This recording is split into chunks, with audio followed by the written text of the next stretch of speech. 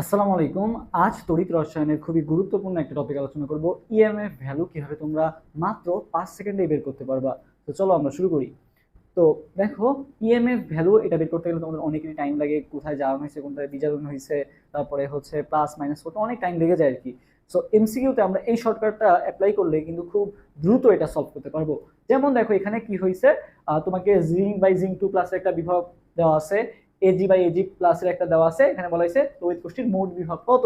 So এই এরকম একটা ম্যাথ দেখো, এই ম্যাথগুলো দেখো ঢাকা বোর্ড 16তে আসছে, কুমিল্লা বোর্ড 22-এ আসছে, তারপরে হচ্ছে দেখো এটা বরিশাল বোর্ডে আসছে, এবং এটা দেখো কত জায়গায় আসছে, ডিইউ জে, তারপরে জেইউ আর ইউ বিভিন্ন ভার্সিটিতে আসছে।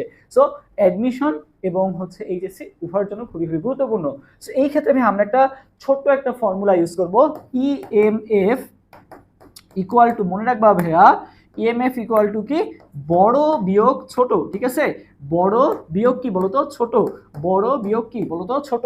কি বললাম, ইএমএফ ইকুয়াল টু কি, বড় বিয়োগ ছোট আর কি। সো দেখো এবার আসি আমরা একটু ইএমএফ ভ্যালুটা একটু বের করে দেখি। দেখো বড় বিয়োগ ছোট। সো এখানে ভাই বড় মান কোনটা দেখো তো, এই যে ভাই 0.76। ওকে, আমরা এটা বের করতেছি আর কি।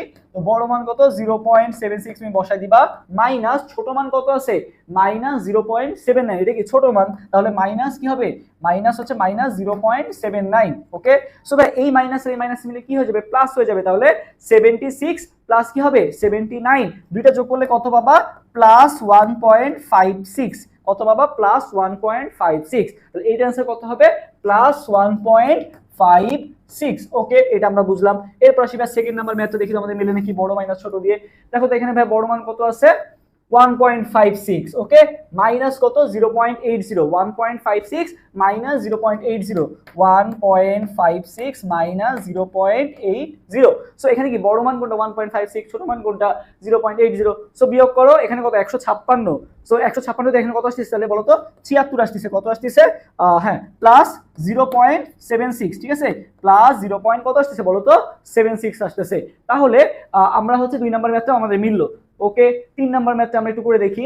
দেখো এখানে দেওয়া আছে কি, যে তোমার এখানে একটা মান দেওয়া আছে 0.76, আর একটা দেওয়া আছে কত, মাইনাস 0.4। সো আমরা কি জানি ভাইয়া, বড় মান বিয়োগ ছোট মান। সো এখানে ভাইয়া বড় মান কোনটা, ফার্স্টেরটায় বড় মান ভাইয়া 0.76। তুমি বসায় দাও ভাইয়া 0.76 মাইনাস ছোট মান, মাইনাস ছোট মান কত, মাইনাস 0.4। সো মাইনাসে মাইনাসে কি হয়ে যাবে, প্লাস হয়ে যাবে। 0.4 না কিন্তু 40 আর কি, তুমি বসে নিও তো তোমার সুবিধা হবে। 4 মানে দশমিকের পর তো তোমার 0 বসালে সমস্যা নাই আর কি, 4 এর পর, তাই না। সো 40 তুমি বসায় নাও। তাহলে ভাই দেখো এখানে কত, 76, এখানে কত, 40, যোগ করলে কত আসে বলো তো, 116। তাহলে 1.16 হচ্ছে এইটার অ্যান্সার। তাহলে এইটার অ্যান্সার আমরা পেলাম 1.16। এবার আসি ভাইয়া সেম ভাবে আমরা একটু এইটা করে দেখি, যে এটা তো অনেক জায়গায় আসছে, এটা আমরা দেখি। সো এখানে দেখো ভাইয়া বড় মান কোনটা, 0.80। সো তুমি 0.80 বসাও। ওকে, বিয়োগ ছোট মান, ছোট মান কত, মাইনাস 0.76, মাইনাসে মাইনাসে প্লাস 0.76। তাহলে 80 যোগ 0.76 দুটো যোগ করলে কত আসে বলো তো, 80 যোগ 0.76, 80 যোগ 76, 80 আর 70 যোগ করলে কত হয়, 80 আর 70 যোগ করলে হয় 150। তাহলে আর যদি 6 যোগ আসে তাহলে 1.56 মানে 156 আর কি। কত আসছে, 1.56 প্লাস। ওকে, তাহলে এইটাও কিন্তু আমাদের মিলে গেল আর কি। সো তুমি এই শর্টকাট ইউজ করে কিন্তু অনেক ম্যাথ কিন্তু সলভ করতে পারো, বড় মান বিয়োগ ছোট মান। এরপরে ভাই আরেকটা আছে লবণ সেতু আর কি। ঠিক আছে, তো লবণ সেতুগুলো তোমাদের মনে রাখতে অনেক আর কি কষ্ট হয় আর কি। তো তোমরা একটা জিনিস মাথায় রাখবা, আমি তোমাকে একটা ট্রিক্স দিয়ে দিই, সবাই যদি পারো একটু কমেন্টেও করবা আমার সাথে সাথে। সেটা হচ্ছে ভাইয়া, কে ছিল কে নাই। ঠিক আছে, জিনিসটা কিন্তু অনেক সুন্দর। কে ছিল কে নাই, আমি নাই,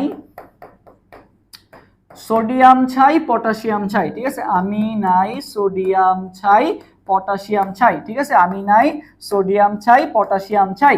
এরা সবাই কি বলতো, লবণ সেতু। সো কে ছিল কে নাই কি হলো ভাইয়া, কে ছিল তো ভাইয়া কে, কে ছিল তে ভাইয়া সিএল, কে ছিল, কে নাই। ঠিক আছে, কে নাইতে ভাইয়া নাইট্রেট। ঠিক আছে, পটাশিয়াম নাইট্রেট।